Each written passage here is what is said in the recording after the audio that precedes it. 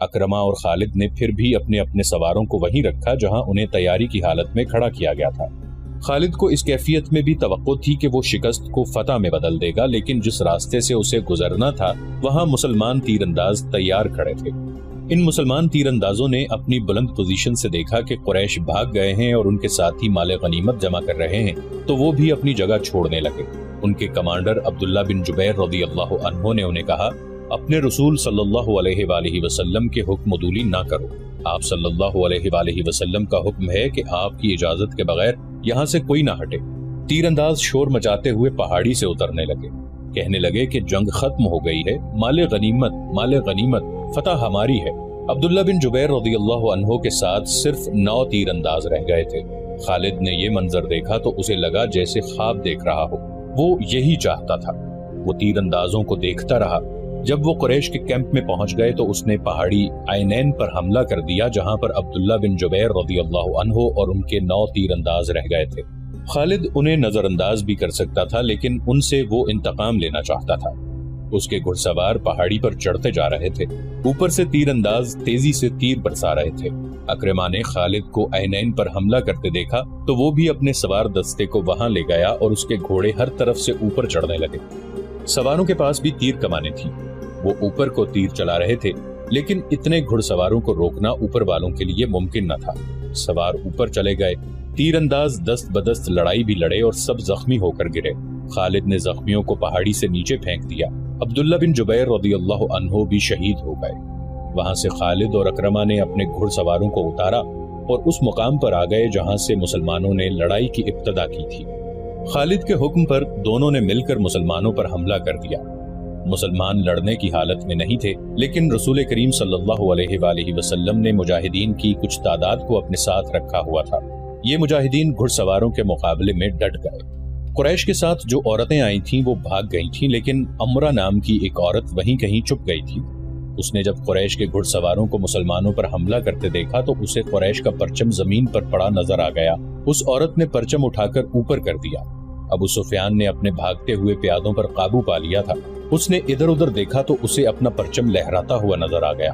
اس نے حبل زندہ باد اور عزا زندہ باد کے نعرے لگائے اور پیادوں کو واپس لا کر مسلمانوں کو گھیرے میں لے لیا۔ خالد کو وہ وقت یاد آ رہا تھا، وہ رسول کریم صلی اللہ علیہ وآلہ وسلم کو ڈھونڈ رہا تھا اور آج 4 برس بعد وہ مدینہ جا رہا تھا۔ اس کے ذہن پر رسول کریم صلی اللہ علیہ وآلہ وسلم کا غلبہ تھا۔ احد کی پہاڑی افق سے ابھرتی آ رہی تھی اور خالد کا گھوڑا خرامہ چلا جا رہا تھا۔ خالد کی ذہنی کیفیت کچھ ایسی ہوتی جا رہی تھی جیسے اسے آگے جانے کی کوئی جلدی نہ ہو، اور کبھی وہ لگام کو یوں جھٹکا دیتا جیسے اسے بہت جلدی پہنچنا ہو۔ لیکن جس منزل کو وہ جا رہا تھا وہ منزل اس پر پوری طرح واضح نہیں ہوئی تھی۔ کبھی اسے یوں لگتا جیسے ایک مقناطیسی قوت ہے جو اسے آگے ہی آگے کھینچ رہی ہے، اور کبھی وہ محسوس کرتا جیسے اس کے اندر سے اٹھتی ہوئی ایک قوت اسے پیچھے دھکیل رہی ہے۔ خالد اسے ایک آواز سنائی تھی جو اس کے اندر سے اٹھتی تھی، لیکن اسے حقیقی سمجھ کر اس نے گھوڑے کی باگ کھینچی اور آگے پیچھے دیکھا۔ وہاں ریت کے سوا کچھ بھی نہ تھا، لیکن آواز آ رہی تھی۔ خالد، کیا یہ سچ ہے جو میں نے سنا ہے؟ خالد نے اس آواز کو پہچان لیا۔ یہ اس کے ساتھی اکرما کی آواز تھی۔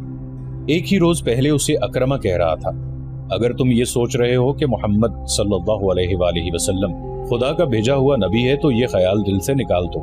محمد صلی اللہ علیہ وآلہ وسلم ہمارے بہت سے رشتہ داروں کا قاتل ہے۔ اپنے قبیلے کو دیکھ جو سورج غروب ہونے سے پہلے پہلے محمد صلی اللہ علیہ وآلہ وسلم کو قتل کرنے کی قسم کھائے ہوئے ہے۔ خالد نے لگام کو ہلکا سا جھٹکا دیا اور گھوڑا چل پڑا۔ اس کا ذہن پھر 4 برس پیچھے چلا گیا جب وہ احد کے معرکے میں رسول کریم صلی اللہ علیہ وآلہ وسلم کو ڈھونڈ رہا تھا۔ وہ قریش کی اس قسم کو پورا کرنے کا عزم لیے ہوئے تھا کہ رسول کریم صلی اللہ علیہ وآلہ وسلم کو سورج غروب ہونے سے پہلے پہلے قتل کر دینا ہے۔ نعوذ باللہ۔ اسے یاد آ رہا تھا کہ مسلمانوں کے تیر اندازوں نے جب عینین کی پہاڑی چھوڑ دی تھی تو اس نے اس پہاڑی پر حملہ کر کے عبداللہ بن جبیر رضی اللہ عنہ اور ان کے 9 تیر اندازوں کو جو رسول اللہ صلی اللہ علیہ وآلہ وسلم کے حکم کی پیروی کرتے ہوئے وہاں رہ گئے تھے ختم کیا تھا۔ مسلمانوں کے ہاتھوں سے بھاگے ہوئے قریش پھر واپس آ گئے تھے اور انہوں نے اپنے آپ کو منظم کر لیا تھا۔ مسلمان یہ معرکہ ہار چکے تھے اور یہ اپنے رسول صلی اللہ علیہ وآلہ وسلم کی حکم عدولی کا نتیجہ تھا۔ خالد اور ابو جہل کا بیٹا اکرما فن حرب و ضرب کے ماہر تھے۔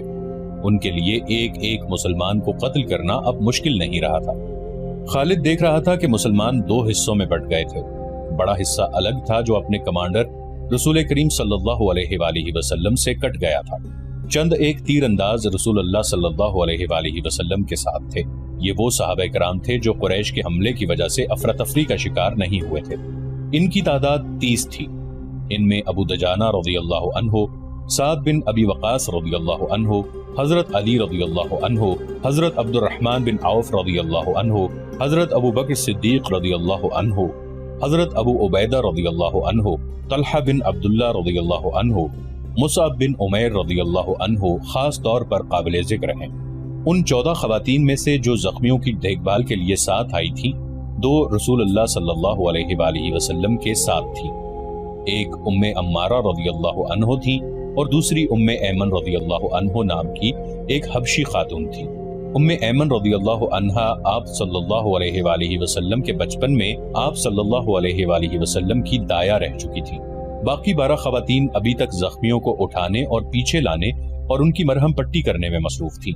خالد رسول کریم صلی اللہ علیہ وآلہ وسلم کو ڈھونڈ رہا تھا، لیکن وہ میدان جنگ میں زیادہ گھوم پھر نہیں سکتا تھا کیونکہ اس کی کمان میں گھڑ سواروں کا ایک جیش تھا جسے اس نے پوری طرح اپنے نظم و نسق میں رکھا ہوا تھا۔ وہ اندھا دھند حملے کرنے کا قائل نہیں تھا۔ اس کا اصول تھا کہ دشمن کی ایسی رگ پر ضرب لگاؤ کہ دوسری ضرب سے پہلے وہ گھٹنے ٹیکتے۔ آج 4 برس بعد جب کہ وہ تنے تنہا صحرا میں جا رہا تھا، اس کے ذہن میں گھوڑے دوڑ رہے تھے، اسے تیر کمانوں کے زناٹے سنائی دے رہے تھے، اس کے ذہن میں مسلمانوں کے نعرے گونج رہے تھے۔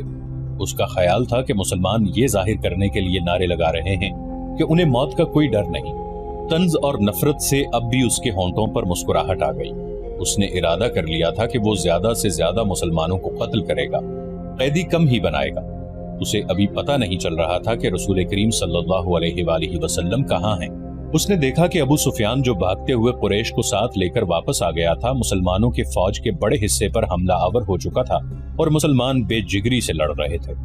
مسلمانوں نے اسے اپنی زندگی کا آخری معرکہ سمجھ کر شجاعت و بے خوفی کے ایسے مظاہرے کیے کہ کثیر تعداد قریش پریشان ہو گئی۔ یہ صورتحال دیکھ کر خالد آگ بگولا ہو گیا۔ اس نے اپنے سواروں کو مسلمانوں پر حلہ بولنے کا حکم دیا۔ اس نے تلوار نیام میں ڈال لی اور برچھی ہاتھ میں لے لی۔ اس نے مسلمانوں پر عقب سے حملہ کیا۔ اس نے برچھی سے مسلمانوں کو چن چن کر مارا۔ اس کی برچھی جب کسی مسلمان کے جسم میں داخل ہوتی تو وہ چلا کر کہتا، میں ہوں ابو سلیمان۔ ہر برچھی کے وار کے ساتھ اس کی للکار سنائی دیتی، میں ہوں ابو سلیمان۔ آج 4 برس بعد جب وہ مسلمانوں کے مرکز مدینہ کی طرف چلا جا رہا تھا تو اسے اپنی ہی للکار سنائی دے رہی تھی، میں ہوں ابو سلیمان۔ اسے یاد نہیں آ رہا تھا کہ اس کی برچھی کتنے مسلمانوں کے جسموں میں اتری تھی۔ وہ رسول اللہ صلی اللہ علیہ وآلہ وسلم کو بھول گیا تھا۔ تھوڑی دیر بعد اسے پتا چلا کہ مسلمان اپنے نبی صلی اللہ علیہ وآلہ وسلم کی کمان سے نکل چکے ہیں اور اکرمہ مسلمانوں کے نبی صلی اللہ علیہ وآلہ وسلم کی طرف چلا گیا ہے۔ حقیقت بھی یہی تھی کہ رسول اللہ صلی اللہ علیہ وآلہ وسلم کی کمان ختم ہو چکی تھی اور معرکے کی صورتحال ایسی ہو گئی تھی کہ آپ صلی اللہ علیہ وآلہ وسلم مسلمانوں کو اثر نو منظم نہیں کر سکتے تھے، لیکن آپ صلی اللہ علیہ وآلہ وسلم اپنی اور اپنے ساتھیوں کی جان بچانے کے لیے میدان جنگ سے نکلنا بھی نہیں چاہتے تھے۔ حالانکہ صورتحال ایسی تھی کہ پسپائی کے علاوہ کوئی چارہ نہ تھا، لیکن آپ صلی اللہ علیہ وآلہ وسلم کسی بہتر پوزیشن میں جانے کی کوشش کر رہے تھے۔ آپ صلی اللہ علیہ وآلہ وسلم کو معلوم تھا کہ قریش آپ صلی اللہ علیہ وآلہ وسلم کو ڈھونڈ رہے ہوں گے اور آپ صلی اللہ علیہ وآلہ وسلم کے گروہ پر بڑا شدید حملہ ہوگا۔ آپ صلی اللہ علیہ وآلہ وسلم ایک پہاڑی کی طرف بڑھنے لگے۔ آپ صلی اللہ علیہ وآلہ وسلم کے ساتھیوں نے آپ صلی اللہ علیہ وآلہ وسلم کو اپنے حلقے میں لے رکھا تھا۔ آپ صلی اللہ علیہ وسلم تھوڑی ہی دور گئے ہوں گے کہ اکرمہ نے اپنے گھڑ سواروں سے آپ صلی اللہ علیہ وسلم پر حملہ کر دیا۔ قریش کے ایک پیادہ جیش کو کسی طرح پتہ چل گیا کہ رسول کریم صلی اللہ علیہ وآلہ وسلم پر اکرمہ نے حملہ کر دیا ہے، تو قریش کا یہ پیادہ جیش بھی آپ صلی اللہ علیہ وآلہ وسلم کے گروہ پر ٹوٹ پڑا۔ آپ صلی اللہ علیہ وآلہ وسلم کے اور آپ کے کسی ایک بھی ساتھی کے بچ نکلنے کا سوال ہی ختم ہو گیا تھا۔ آپ صلی اللہ علیہ وسلم کے 3 ساتھیوں نے اور ان 2 خواتین نے جو آپ صلی اللہ علیہ وآلہ وسلم کے ساتھ تھیں، آپ صلی اللہ علیہ وسلم کے گرد گوشت پوست کی دیوار کھڑی کر دی۔ خالد کو یاد آ رہا تھا کہ رسول اللہ صلی اللہ علیہ وآلہ وسلم جسمانی طاقت کے لحاظ سے بھی مشہور تھے، اس کا سب سے بڑا ثبوت یہ تھا کہ آپ صلی اللہ علیہ وسلم نے عرب کے مانے ہوئے پہلوان رکانہ کو 3 بار اٹھا کے پٹخا تھا۔ اب میدان جنگ میں ان کی طاقت کے ایک اور مظاہرے کا وقت آ گیا تھا۔ گوشت پوست کی وہ دیوار جو آپ صلی اللہ علیہ وآلہ وسلم کے فدائین نے آپ صلی اللہ علیہ وسلم کے گرد کھڑی کر دی تھی، اسے آپ صلی اللہ علیہ وآلہ وسلم نے خود توڑا۔ آپ صلی اللہ علیہ وسلم کے ہاتھ میں کمان تھی، ترکش میں تیر بھی تھے۔ اس وقت خالد مسلمانوں کے بڑے حصے میں الجھا ہوا تھا۔ اسے جب بعد میں بتایا گیا کہ جب رسول اللہ صلی اللہ علیہ وآلہ وسلم اور ان کے 30 ساتھی اور 2 عورتیں قریش کے گھڑ سواروں اور پیادوں کے مقابلے میں جم گئے تھے تو خالد نے بڑی مشکل سے یقین کیا تھا۔ اس نے ایک بار پھر کہا تھا کہ یہ طاقت جسمانی نہیں ہو سکتی، یہ کوئی اور ہی طاقت ہے۔ اس وقت سے ایک سوال اسے پریشان کر رہا تھا کہ کیا عقیدہ طاقت بن سکتا ہے؟ وہ اپنے قبیلے میں کسی سے اس سوال کا جواب نہیں لے سکتا تھا، کیونکہ فوراً یہ الزام عائد ہو سکتا تھا کہ اس پر بھی محمد صلی اللہ علیہ وآلہ وسلم کا جادو اثر کر گیا ہے۔ آج وہی سوال اپنے ذہن میں لیے مدینہ کی طرف جا رہا تھا۔ احد کی پہاڑی افق سے اوپر اٹھائی تھی۔ 4 برس پرانی یادیں اسے پھر اس پہاڑی کے دامن میں لے گئیں جہاں اسے اپنا ہی نام سنائی دے رہا تھا، ابو سلیمان، ابو سلیمان۔ وہ اپنے تصور میں دیکھنے لگا کہ ان 30 آدمیوں اور 2 عورتوں نے اتنے سارے گھڑ سواروں اور پیادوں کا مقابلہ کس طرح کیا ہوگا۔ رسول کریم صلی اللہ علیہ وسلم اپنے دستے مبارک سے تیر برسا رہے تھے۔ آپ صلی اللہ علیہ وسلم کے ساتھی بڑھ چڑھ کر آپ صلی اللہ علیہ وسلم کو اپنے حلقے میں لے لیتے۔ ایک مورخ مغازی کی تحریر کے مطابق آپ صلی اللہ علیہ وسلم اپنے گرد حلقے کو بار بار توڑتے اور جدھر سے دشمن ان کی طرف بڑھتا اس پر تیر چلاتے۔ آپ صلی اللہ علیہ وسلم کی جسمانی طاقت عام انسان کے مقابلے میں کہیں زیادہ تھی۔ آپ صلی اللہ علیہ وسلم کمان کو اس قدر زور سے کھینچتے کہ آپ صلی اللہ علیہ وسلم کا چھوڑا ہوا تیر جس جسم میں لگتا تھا، تیر کی نوک اس جسم کے دوسری طرف نکل جاتی تھی۔ آپ صلی اللہ علیہ وسلم نے اس قدر تیر چلائے تھے کہ ایک تیر چلانے کے لیے آپ صلی اللہ علیہ وآلہ وسلم نے کمان کو کھینچا تو کمان ٹوٹ گئی۔ آپ صلی اللہ علیہ وسلم نے اپنے ترکش میں بچے ہوئے تیر سعد بن ابی وقاص رضی اللہ عنہ کو دے دیے۔ سعد بن ابی وقاص رضی اللہ عنہ کے نشانے کا کوئی بھی مقابلہ نہیں کر سکتا تھا۔ خود آپ صلی اللہ علیہ وسلم بھی سعد رضی اللہ عنہ کے نشانے کو تسلیم کرتے تھے۔ ادھر مسلمان ابو سفیان اور خالد کے ہاتھوں کٹ رہے تھے اور خون کا آخری قطرہ بہ جانے تک مقابلہ کر رہے تھے۔ ادھر آپ صلی اللہ علیہ وآلہ وسلم کے 30 فدائین اور 2 خواتین کی بے جگری کا یہ عالم تھا جیسے ان کے جسم نہیں، ان کی روحیں لڑ رہی ہوں۔ مشہور مورخ طبری لکھتا ہے کہ ایک مسلمان نے بیک وقت 4 5 قریش کا مقابلہ کیا۔ ان کا انداز ایسا دہشت ناک تھا کہ قریش پیچھے ہٹ جاتے یا ان پر حملہ کرنے والا اکیلا مسلمان زخموں سے چور چور ہو کر گر پڑتا تھا۔ قریش نے جب رسول کریم صلی اللہ علیہ وآلہ وسلم کے فدائین کی شجاعت کا یہ عالم دیکھا تو کچھ پیچھے ہٹ کر ان پر تیروں کے ساتھ ساتھ پتھر بھی برسانے لگے۔ اس کے ساتھ ہی قریش کے چند ایک گھڑ سوار سرپٹ گھوڑے دوڑاتے آپ صلی اللہ علیہ وآلہ وسلم پر حملہ آور ہوئے، لیکن آپ صلی اللہ علیہ وسلم کے ساتھیوں کے تیر ان کے جسموں میں اتر کر انہیں واپس چلے جانے پر مجبور کر دیتے تھے۔ اس صورتحال سے بچنے کے لیے قریش نے چاروں طرف سے تیروں اور پتھروں کا می برسا دیا۔ خالد کو اکرمہ نے بتایا تھا کہ ابو دجانہ محمد صلی اللہ علیہ وسلم کے آگے جا کھڑے ہوئے، ان کی پیٹھ دشمن کی طرف تھی۔ ابو دجانہ بیک وقت 2 کام کر رہے تھے، ایک یہ کہ وہ اپنے تیر سعد بن ابی وقاص رضی اللہ عنہ کو دیتے جا رہے تھے اور سعد بڑی تیزی سے تیر برسا رہے تھے۔ اس کے ساتھ ہی ابو دجانہ محمد صلی اللہ علیہ وسلم کو تیروں سے بچانے کی کوشش کر رہے تھے۔ تیروں اور پتھروں کی بارش میں کوئی دیکھ نہ سکا کہ ابو دجانہ کس حال میں ہیں۔ جب ابو دجانہ گر پڑے تو اس وقت دیکھا کہ ان کی پیٹھ میں اتنے تیر اتر گئے تھے کہ ان کی پیٹھ خار پشت کی پیٹھ لگتی تھی۔ رسول اکرم صلی اللہ علیہ وسلم کو بچانے کے لیے آپ صلی اللہ علیہ وسلم کے کئی ساتھیوں نے جان دے دی، لیکن اکرمہ اور اس کے گھڑ سواروں اور پیادوں پر اتنی دہشت طاری ہو چکی تھی کہ وہ پیچھے ہٹ گئے۔ قریش تھک بھی گئے تھے۔ رسول کریم صلی اللہ علیہ وسلم نے اپنے ساتھیوں کا جائزہ لیا۔ ہر طرف خون ہی خون تھا، لیکن زخمیوں کو اٹھانے اور مرہم پٹی کرنے کا موقع نہ تھا۔ دشمن ایک اور حلہ بولنے کے لیے پیچھے ہٹا تھا۔ مجھے قریش کے ایک اور آدمی کا انتظار ہے۔ رسول اکرم صلی اللہ علیہ وسلم نے اپنے ساتھیوں سے کہا، کون ہے وہ یا رسول اللہ صلی اللہ علیہ وسلم؟ آپ صلی اللہ علیہ وآلہ وسلم کے ایک صحابی نے پوچھا، کیا وہ ہماری مدد کو آ رہا ہے؟ نہیں، آپ صلی اللہ علیہ وسلم نے فرمایا وہ مجھے قتل کرنے آئے گا، اسے اب تک آ جانا چاہیے تھا۔ صحابی نے پوچھا لیکن وہ کون ہے؟ ابی بن خلف۔ آپ صلی اللہ علیہ وسلم نے فرمایا ابی بن خلف رسول اکرم صلی اللہ علیہ وآلہ وسلم کے کٹر مخالفین میں سے تھا۔ وہ مدینہ کا رہنے والا تھا۔ اسے جب پتا چلا کہ رسول اللہ صلی اللہ علیہ وسلم نے نبوت کا دعویٰ کیا ہے تو ایک روز وہ آپ صلی اللہ علیہ وآلہ وسلم کے پاس آیا اور اس نے آپ صلی اللہ علیہ وسلم کا مذاق اڑایا۔ آپ نے تحمل اور بردباری سے اسے اسلام قبول کرنے کی دعوت دی۔ کیا تم مجھے اتنا کمزور سمجھتے ہو کہ میں تمہارے اس بے بنیاد عقیدے کو قبول کر لوں گا؟ ابی بن خلف نے گستاخانہ لہجے میں کہا تھا، میری بات غور سے سن لے محمد، کسی روز میرا گھوڑا دیکھ لینا، اسے میں اس وقت کے لیے موٹا تازہ کر رہا ہوں جب تم قریش کو پھر کبھی جنگ کے لیے للکارو گے۔ اب بدر کے خواب دیکھنے چھوڑ دو، میں اسی گھوڑے پر سوار ہوں گا اور تم مجھے میدان جنگ میں اپنے آمنے سامنے دیکھو گے، اور میں اپنے دیوتاؤں کی قسم کھا کے کہتا ہوں کہ تمہیں اپنے ہاتھوں قتل کروں گا۔ نعوذ باللہ۔ ابی، رسول خدا صلی اللہ علیہ وآلہ وسلم نے مسکرا کر کہا تھا، زندگی اور موت اس اللہ کے اختیار میں ہے جس نے مجھے نبوت عطا فرمائی ہے اور مجھے گمراہ لوگوں کو سیدھے راستے پر لانے کا فرض سونپا ہے۔ ایسی بات منہ سے نہ نکالو جسے میرے اللہ کے سوا کوئی بھی پورا نہ کر سکے۔ یوں بھی تو ہو سکتا ہے کہ تم مجھے قتل کرنے آؤ اور تم میرے ہاتھوں قتل ہو جاؤ۔ ابی بن خلف رسول اللہ صلی اللہ علیہ وسلم کی اس بات پر طنزیہ ہنسی ہنس پڑا اور ہنستا ہوا چلا گیا۔ اب احد کے مارکے میں رسول خدا صلی اللہ علیہ وسلم کو ابی بن خلف یاد آ گیا۔ جو ہی آپ صلی اللہ علیہ وآلہ وسلم نے اس کا نام لیا تو دور سے ایک گھوڑا سر پر دوڑتا آیا۔ سب نے ادھر دیکھا۔ میرے عزیز ساتھیوں، رسول اکرم صلی اللہ علیہ وسلم نے اپنے ساتھیوں سے کہا، مجھے کچھ ایسا لگ رہا ہے جیسے یہ سوار جو ہماری طرف بڑھتا آ رہا ہے ابی ہی ہوگا۔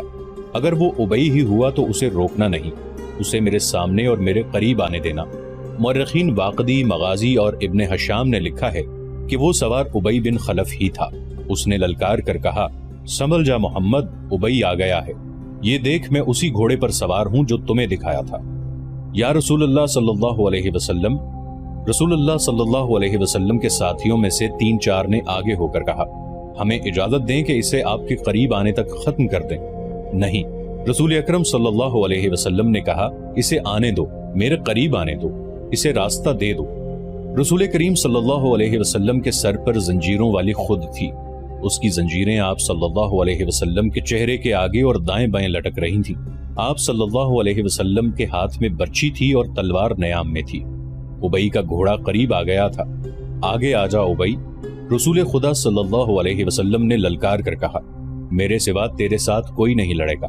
ابی بن خلف نے اپنا گھوڑا قریب لا کر روکا اور طنزیہ قہقہہ لگایا۔ اسے شاید پورا یقین تھا کہ وہ آپ صلی اللہ علیہ وسلم کو نعوذ باللہ قتل کر دے گا۔ اس کی تلوار ابھی نیام میں ہی تھی۔ آپ صلی اللہ علیہ وسلم اس کے قریب چلے گئے۔ وہ بڑے طاقتور گھوڑے پر تھا اور آپ صلی اللہ علیہ وسلم زمین پر۔ اس نے ابھی تلوار نکالی ہی تھی کہ آپ صلی اللہ علیہ وسلم نے آگے بڑھ کر اور اچھل کر اس پر برچھی کا وار کیا۔ وہ وار بچانے کے لیے ایک طرف کو جھک گیا لیکن وار خالی نہ گیا۔ آپ صلی اللہ علیہ وسلم کی برچھی کی انی اس کے دائیں کندھے پر ہنسلی کی ہڈی سے نیچے لگی۔ وہ گھوڑے سے گر پڑا اور اس کی پسلی ٹوٹ گئی۔ مورخ لکھتے ہیں کہ رسول خدا صلی اللہ علیہ وسلم کا وار اتنا کاری نہ تھا کہ ابی جیسا قوی ہیکل آدمی اٹھ نہ پاتا۔ رسول خدا صلی اللہ علیہ وسلم اس پر دوسرا وار کرنے کو دوڑے۔ وہ گھوڑے کے دوسری طرف گرا تھا۔ اس پر شاید دہشت طاری ہو گئی تھی یا آپ صلی اللہ علیہ وسلم کا وار اس کے لیے غیر متوقع تھا۔ وہ اٹھا اور اپنا گھوڑا وہیں چھوڑ کر بھاگ گیا۔ وہ چلاتا جا رہا تھا، محمد نے مجھے قتل کر دیا ہے، اے اہل قریش، محمد نے مجھے قتل کر ڈالا۔ قریش کے کچھ آدمیوں نے اس کے زخم دیکھے تو اسے تسلی دی کہ اسے کسی نے قتل نہیں کیا، زخم بالکل معمولی ہیں۔ لیکن اس پر نہ جانے کیسی کیفیت طاری ہو گئی تھی کہ اس کی زبان سے یہی الفاظ نکلتے تھے، میں زندہ نہیں رہوں گا، محمد نے کہا تھا کہ میں اس کے ہاتھوں قتل ہو جاؤں گا۔ مورخ ابن ہشام نے یہاں تک لکھا ہے کہ ابی نے یہ الفاظ بھی کہے تھے، اگر محمد مجھ پر صرف تھوک دیتا تو بھی میں زندہ نہ رہ سکتا۔ جب احد کا معرکہ ختم ہو گیا تو ابی قریش کے ساتھ مکہ روانہ ہو گیا۔ راستے میں انہوں نے پڑاؤ کیا تو ابی مر گیا۔ خالد کو آج 4 برس بعد وہ وقت کل کی بات کی طرح یاد آ رہا تھا۔ اسے یقین تھا کہ مسلمانوں کو اہل قریش کچل کر رکھ دیں گے، لیکن مسلمان جس طرح جانیں قربان کر رہے تھے اس نے خالد کو پریشان کر دیا۔ یوں لگتا تھا جیسے مسلمان پیادوں سے कुरैश के घोड़े भी खौफजदा हैं।